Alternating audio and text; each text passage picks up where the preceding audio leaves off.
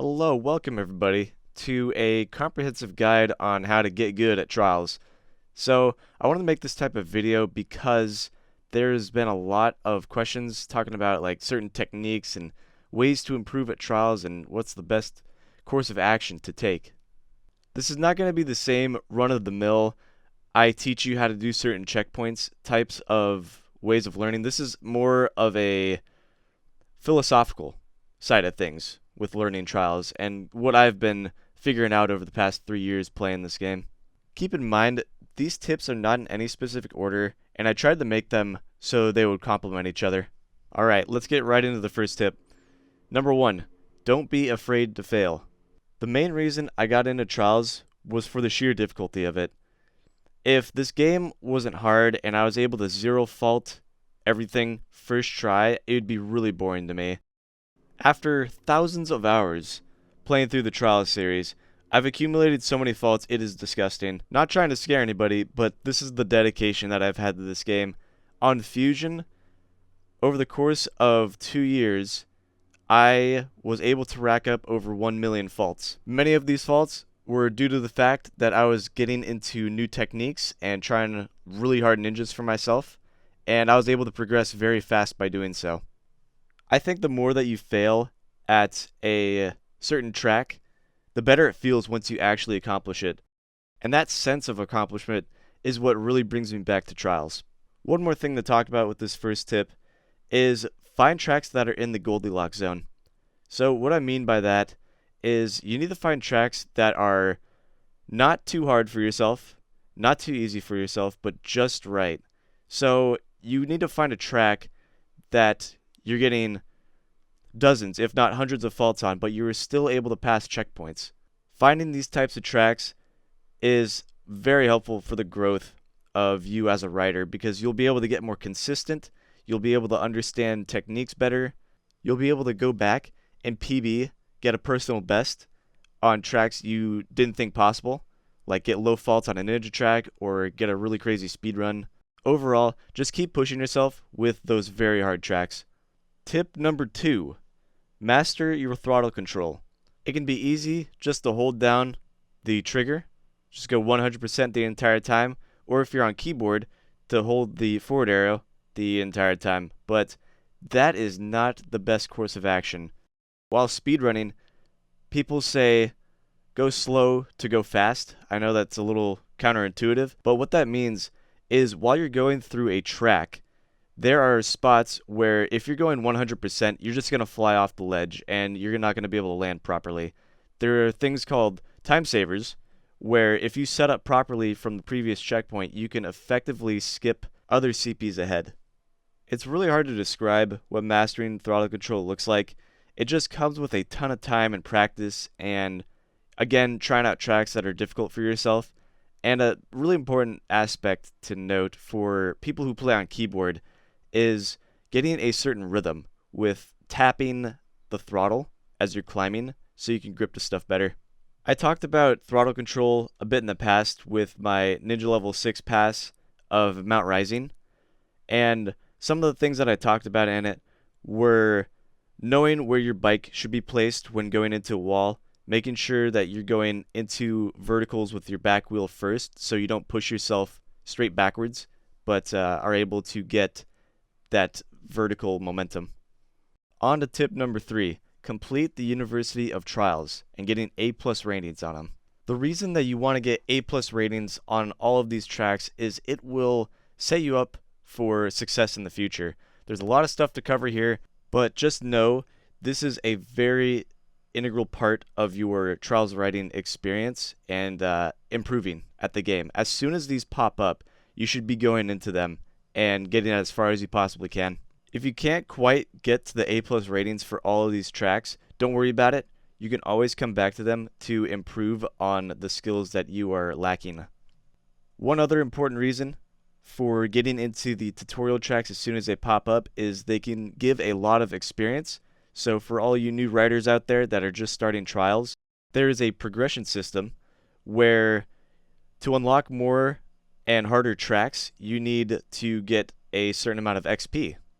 Contracts are another great way to earn those experience points, but I don't like them as much. I don't feel like they teach the necessary skills to get better at the game as much as the University of Trials does. All of these techniques that are shown in the University of Trials are very important to get down, but there are two in particular that need to be looked at, I think, a lot more extensively, and those are the uphill landings. This is a great one to work on your throttle control. The reason behind this uphill landing one being really high up on the list for techniques to get down is because I saw there was a lot of people who skipped over this, I think entirely. Like on the leaderboards, there wasn't nearly as many people who had completed this type of training. If you really want to progress with this game, you need to play all of these tutorial tracks and get them down. There are no easy ways out here. The other really important technique that everybody should be getting down are bunny hops.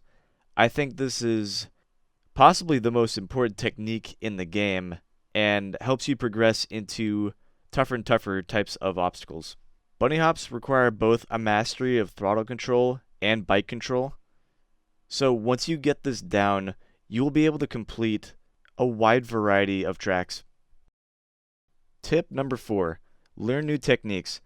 So this is really similar to learning through the University of Trials, but there's actually a Ninja University that was created on Track Central by Swell. And this is for the more intermediate and advanced players that are looking to push their ninja skills to the next level. All of the techniques that are included on here are back wheel hops, overhangs, fender grabs, front wheel control, back wheel control, stationary squishies, climbs, switch hops, and box climbs. When you are trying to learn a new technique, it is all about setting aside enough time for you to practice a certain thing.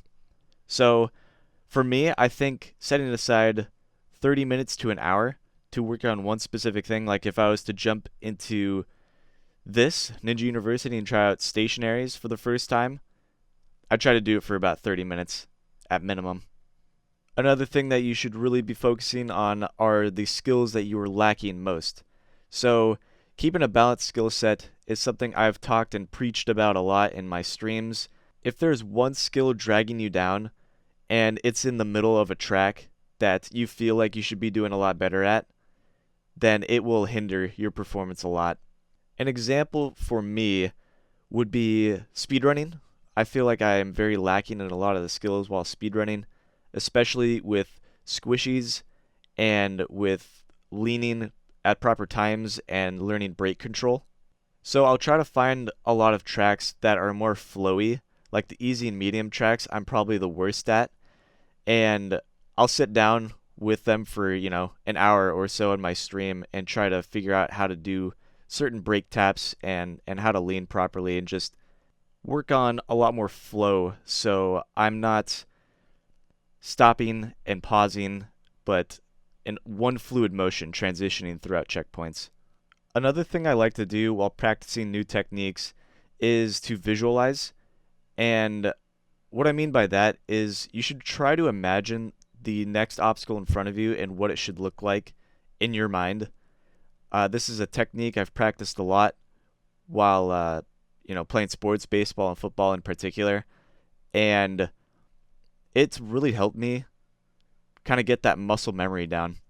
The final thing I want to say about learning new techniques is do not spam faults. Take your time, figure out what you're doing wrong, instead of going into it blindly the same way over and over again and not really learning from your mistakes. Tip number 5, use the editor to learn. So if you're struggling on a certain technique, why not just go into the editor and try to make it yourself? There's a lot of different ways to put yourself into a better position to learn, and I think the editor is one way to do that. I know it can be very daunting at first when you first hop into the editor, but don't worry. There is a lot of tutorials online that I will link into the description explaining the basics and kind of how you can get started. But one thing I would tell you for certain, when you are trying to build, don't even worry about the decoration at first. Just try to put down a solid driving line that pushes yourself or that makes it the most enjoyable process for you. When you're trying to locate pieces, try to stick with one tab Like stick with either a Trials Rising tab, Trials Evo tab. There's some good stuff in Trials Fusion that I like for environmental. As you become more comfortable with the editor, you can start mix and matching pieces from other titles. But when you're starting off, definitely stick with one theme and just go with that one throughout. What you're looking at here are my favorites. So this is another important piece. If you are going with one theme, you can group objects together and combine them into one piece so you can use them at a future date without having to create the obstacle all over again. I think this is a great way to save time on obstacles that you are going to repeat in your track. Not to say that you should be using the same obstacles over and over again, but you can create variations of them very easily. So I would definitely keep track of obstacles that you really like and save them, so you might generate more ideas later on while you're building. A great way to learn how to build a lot more consistently is to go into FreeCam when you're watching replays. While you're in FreeCam, you can go to whatever obstacle, whatever piece of the track that you want, and kind of see how the builders are placing their objects down and how they're either making it a very flowy track or how they're making consistent ninja types of obstacles. One builder that I would look at for inspiration would definitely be Zach.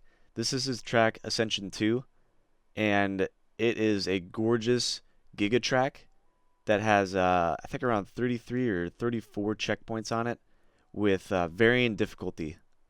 The last thing that I want to talk about with the editor is letting people test out your tracks. So this was reintroduced back into Rising. It was a thing throughout Fusion where you can go to a private multiplayer section and you can let people test out tracks that are unfinished and get your feedback. A common problem I find myself in is when I've been testing and playing one of my own tracks for so long, I don't realize how difficult it has become or how awkward the checkpoints have become until I'm like, hey, what do you guys think of this if I show it on stream or if I allow somebody to, if I share the track file on PC? I highly recommend having at least one person take a look at your track. On to tip number 6, try a variety of content. So there's a lot of different ways that you can go about playing Trials. You could try to speedrun, you could do ninja tracks, you could do some Track Central ninjas or speedrunning on there, you could try out multiplayer, or you could do some building in the editor. You may only enjoy one aspect of Trials, and you may also get to a point where you become tired of speedrunning, or you're tired of ninjas, you're tired of building, and you need to branch out. And I think it's a really great way to broaden your skill set and to be able to do multiple sections of this game. There was an amazing introduction of bike-specific leaderboards. So you can go to any track that you want to, at least on the career, on the world map, and you can look at different bikes on different tracks. Like in this case, White Belt with the Rhino. My trash ended up getting a 1 fault run, which is absolutely ridiculous and pretty inspiring. You can try out tracks on the Alpaca. You could try out the shopping cart, which is like the biggest meme in this game, yet they somehow made it viable. So viable, in fact, that T-Hill was able to get a world record on Canyon Crash with it. I think it's fair to say that none of this stuff would really be possible if it wasn't for the bike-specific leaderboards. So I am really thankful that this was added on into the game and that people have been able to find new and interesting ways to enjoy it. For me, Trials isn't all about just beating the hardest ninja tracks that you could possibly fathom or getting the fastest speedruns in the world. It's finding this variety and new ways to look and play the game. Tip number 7. Watch and play against players better than you.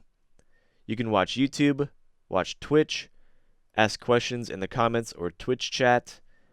You could play against ghosts that are better than your PB. But I would not recommend always picking world records unless that's the next closest thing. For me personally, I like to pick some of the top 10 people because a lot of them include ninja skills into their speedruns, and I feel like I can incorporate them a lot better. But say you're going for, your first diamond medal, or you're going for a platinum time, and you're really struggling pushing yourself into that next medal. I would recommend trying to pick the lowest person on the list that has that medal and just see what they do. If they're implementing skills that you believe you could also use, then I would pick that. I think it could be a big mistake to compare yourself to the top riders immediately. When you start off, you watch replays of it and you think, oh, I'm going to try this out. These guys have been doing it for a very long time. Some have been doing it for years, some maybe almost a decade. Not to say that you shouldn't be looking up to these riders and try to achieve what they're able to perform, but it's a process. It's a long process that will require you to slowly learn these techniques and to work your way up each medal and not just try to jump straight into the diamond medals. What you're looking at now is me chasing after my own PB, or Ghost, as we like to call it on trials. And this is a really important aspect to learning because when you can visually see where your bike needs to be, like how far ahead, or a certain part where maybe you're struggling to get speed on, it's helpful to practice sections. Like what I'm doing now is I'm practicing this one specific jump across this gap so I can work on it for an actual speedrun attempt. Tip number 8. Use ninjacentral.com and the Trials Reporter bot on Discord to find tracks. So this first part, I'm just going to be showing off Ninja Central. And what this is a fan-made website. It was created by IceX42. And what I've been doing for the past year is adding tracks off of Track Central and marking them down as, either Ninja level 1 through 7. There hasn't been any Ninja level 8s confirmed yet for Rising. And again, this is very subjective how the rating system works for Ninja tracks. I'm not going to go too in depth about it, but basically it's a community consensus where people who are actually able to pass the track can give a rating on it. Also, there's a lot of filters that are related to the decoration quality. There are videos that you can also view. If people have uploaded videos to YouTube, I try my best to add videos alongside of tracks. You can also filter by track creator or track name. So if I was to type in my name, Donut3000, into the feed and hit search, I would come up with all of the tracks that I've posted so far into Track Central. I haven't posted everything. Now, there is a certain quality that does need to be held with Ninja Central, and I have a couple other people helping me out adding tracks. There is also a Ninja Central for Fusion. If you guys are still playing Trials Fusion, there is this is Ninja Central 2.0. There's actually another one, and that was the one that started me down my path for playing ninjas. It helped me a ton because I was able to understand like where my skill level was at, basing it around the ninja levels that people provided on that website. The next part I wanted to talk about is the Trials Reporter bot. Now, this is something that you can find on my Discord. I'll link it in the description, and the Trials Community Discord. So if you look on the right side where my hand was waving around, the cursor was waving, you can click on the Trials Reporter bot and send it a direct message. To get started, you can type in +info or +help. Will show you a list of stuff that you can start learning and using the bot. The Trials Reporter bot was created by the username of Gulzt, Gulzt, and it was made for the purposes of helping people find the right tracks for them. To, going back to what I was saying about finding that Goldilocks zone of finding tracks that are pushing yourself to, complete stuff that you typically would not think of doing, and getting hundreds of faults, if not thousands of faults, trying to push yourself to the next level. This is also used as a database to show everybody's contributions and what it bases it off of. If you're trying to find the next hardest track for you, is there are baseline tracks. If you are able to pass a technical, a front wheel, back wheel, and a climb track of a specific ninja level, you are then promoted to that level. I think this is a really interesting progression system, and there are people who kind of disagree with the whole ninja rating system, but I believe it is an amazing way to keep track of your progress and to see how much you've been improving. The progression rate of people getting into ninjas is vastly different across the board. You could have just picked up the game and you are already completing ninja level 1s. Now, compare that to somebody who's maybe been around the scene for a year or two and they are still not able to beat a ninja level. You should not feel deterred by that. There is a certain amount of playtime and there's different play styles. If people have already had experience on other platforming games, maybe they have an instinct to play Trials at a high level already. Tip number 9, take breaks, and take a lot of them, because this game can be very stressful when you are in the midst of trying to do, maybe your first extreme track, your first ninja track, you're getting the high level ninjas, and your fingers are just dying. They are in pain. You're physically in pain. You might be mentally checked out, but make sure that you are taking breaks. It could be as long as an hour. It could be for a day. It could be for a week. It could be even longer than that. Who knows? You know how your body is feeling, and when you are frustrated and you feel like you're stuck, then that is a perfect opportunity to just pause for a little bit and kind of reassess the situation that you're in. Are you getting enough sleep? Are you getting enough water? These are things that I don't think are discussed nearly enough with, playing games in particular. People don't really think about that. People think that we should just be sitting down, for hours on end to improve to the best of our abilities. But you have to be in a better state of mind to reach that peak. Some of the best Trials riders I've talked to, Lorcan and Plop in particular, have told me they have taken breaks for very long times. There's several other riders, several high level, like Ninja level 7 riders out there that have taken breaks for months, and then they're able to come back and do stuff that they've never been able to pass before. I think the length of your break is dependent on how long you've been playing the game for already. If you are starting to learn new techniques, you should not take breaks for that long of a period. But if you're a veteran Trials player and you feel like that you're getting bored with the game, or you're feeling like you're stuck in plateauing, then it might be good to take a break for however long you need to. You will be able to pick it back up pretty instantly. I think that the muscle memory kicks back in fairly quickly with this game. We have made it to the final tip of this guide, and that is to set goals. So have at least one big goal set for yourself while you're playing Trials, along with multiple sub-goals to help you achieve that main one. This is one of the best ways to stay motivated just in life in general, is to have a lot of goals and to have stuff that can be obtainable in your mind, but will not be easy. To set good goals for yourself, you need to understand where your skill level is at.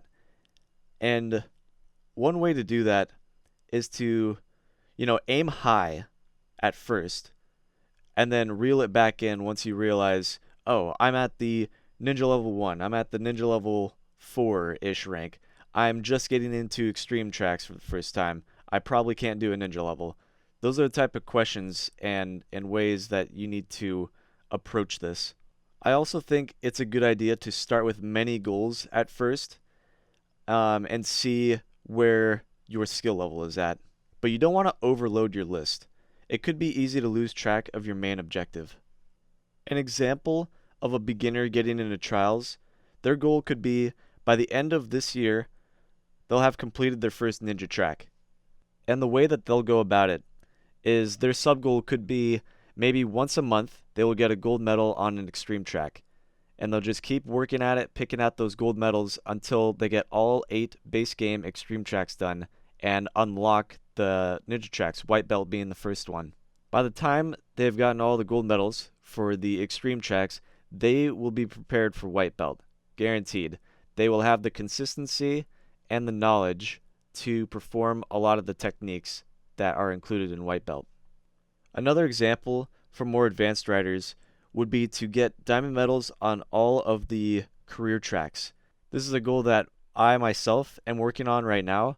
I set it at the beginning of the year because I've started to really enjoy speedrunning and branching out into that, and getting the diamonds have been very satisfying to me. The way that I'm going about it is each month I'm trying to get at least 12 diamonds. The difficulty of the tracks will vary as I'm trying to do this main goal. So one week I might work on easy through medium tracks. The next week I might just work on hard and extreme. I really struggle with the easy and medium, and that's something that, I've talked about already in the past, that I am terrible with the flow of those tracks, but I do need to sit down with them more often to get them. Alright, that is it, you guys. That is everything that I've got for this video. I hope that, at least one of these tips can help you out. I try to make this as broad of a range as possible, from anywhere from beginners to more advanced and veteran players. If you guys enjoyed this video, please take the time to like the video and subscribe to my channel if you want to see similar stuff to this. And lastly, let me know if I missed anything.